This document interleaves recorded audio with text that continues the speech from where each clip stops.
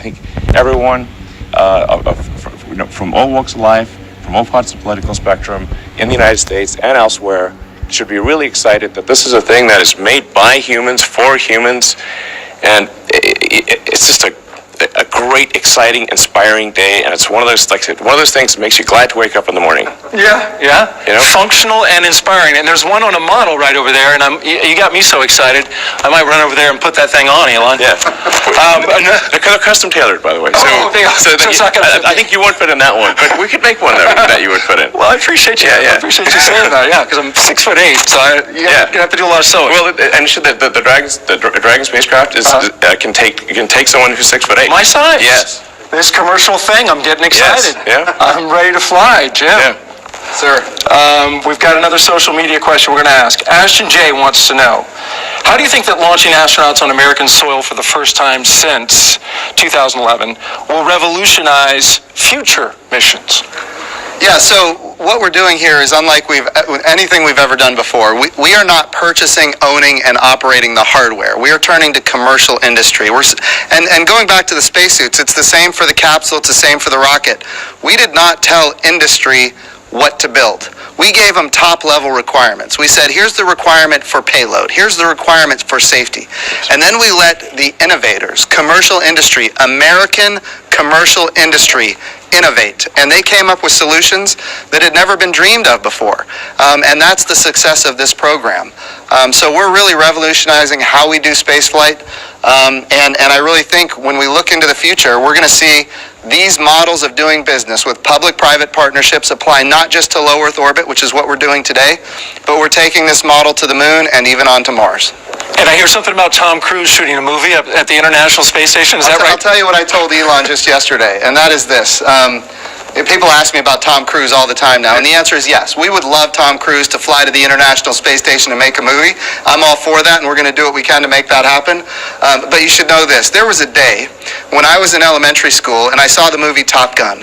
And from that day, I knew that I was going to be a Navy pilot. It's just the way it was. The goal here, and this is what we're doing today. Exactly. And Elon is all about this.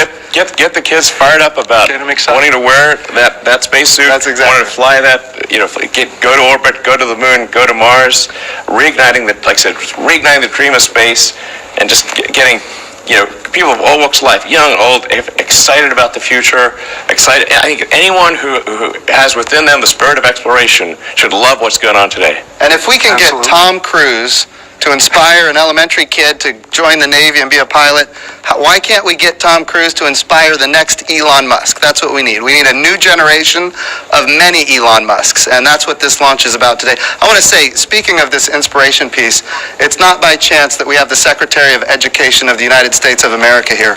This is all about the next generation. If we have great success in our generation, it's not enough. It has to continue. The challenge with the Apollo program is that it ended. What we're doing now is sustainable, and that's why we have the public-private partnerships and commercial capabilities that are coming online. Very good. And the good news for Tom Cruise is he does a lot of his own stunts. Yeah. So in zero gravity, he should get hurt a lot less. I think it's going to be super cool. Yeah. And as Joe said, it's like this is going to, you want to capture the public imagination, have them see cool things happening in real orbit. Real space stations. It's like, I think I'd want to watch that movie.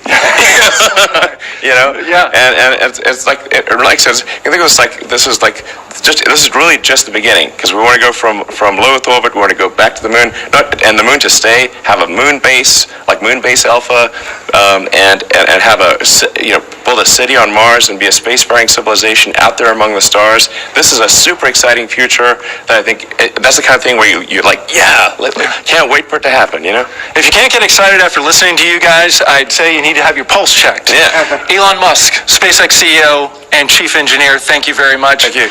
Jim Bridenstine, we appreciate you leading NASA in this time, Administrator for the agency. And we're going to send it back to Marie. All right, thanks a lot, Daryl. We saw in the meantime, while that interview was going on, the hatch actually closed. So that happened a few minutes earlier than we expected to.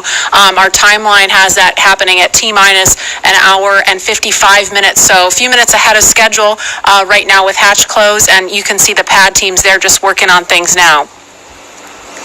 Yeah, right now it looks like what they're doing is Oh, what are they doing? So they perform a leak check. There's a mechanism there called a side hatch mechanism. That is what actually closes the hatch and seals it. And what we'll do is perform a leak check on that for a few minutes to make sure that that's nice and tight, that those O-rings are sealed really, really well. And after that, we will install the, you can see the leak check ground support equipment there in the technician's hands there. And while we're watching this, Leland, I mean, we just heard them talk a lot about inspiring the next generation, and you're a man of many talents. I know after your flights yourself, you used to head the head of NASA education. I mean, what did that stir up in you? You know, Marie, what Elon said about reigniting the dream of space is so important, that we get our young kids thinking about themselves being in these seats. And when I first became an astronaut in 1998, I was riding on the back of a fire truck celebrating John Glenn's return to flight on a space shuttle. And I saw these two little kids. They had on orange pumpkin suits, and when their dad turned them around to point to look at me on the fire truck, and it was almost as though when they saw my face, they started launching into space with rocket fuel because they were inspired, because they saw someone who looked like them. And I think that if we can reignite this dream through SpaceX's launch, through the partnership with NASA, we can get so many more kids to believe in themselves and know that they can be just like Doug and Bob flying on the SpaceX Dragon. Absolutely. I mean, it's really just breathtaking to see them there in their suits now, and looking at the screens in front of them. Lauren, I know we've talked a lot about the spacecraft. We've heard about that, but for folks that maybe are just tuning in, what are they looking at in front of them now? Yeah, so they have 3 different touch screens in front of them. Overall, that whole assembly there is called the control panel. So you'll have those 3 LCD touch screens in front of them where they have, the displays are showing them details on the vehicle's pressure, its temperature, there's audio control. That center screen has the procedures that they're going through today on day of launch. You can also see the vehicle's attitude. You can see its velocity, its apogee, its perigee, its inclination, details on the status of the hatch, the thermal control system loops, basically all the cool stuff that helps them have situational awareness of the vehicle. That's displayed on those displays. Additionally, there are some actual buttons on that button panel that you see down below. And some of the things that allow them to do is, if the crew ever needed to do any sort of manual overrides like that, right in the middle, right underneath that center LCD screen, that's the crew's ability to initiate an abort. It's called an abort handle, and it's right in the middle where both crew members could use it if they needed to. And the audio controls are also on those button panels. When they're not in their suits, there's actually speakers that are coming off of the control panel that allow them to hear mission control, hear the core, hear ISS, when they're not in their suits, where the audio systems are integrated into that. And we see them using the touch screens now. Leland, what's your take on this? Because this has got to look totally different from what you were looking at during shuttle.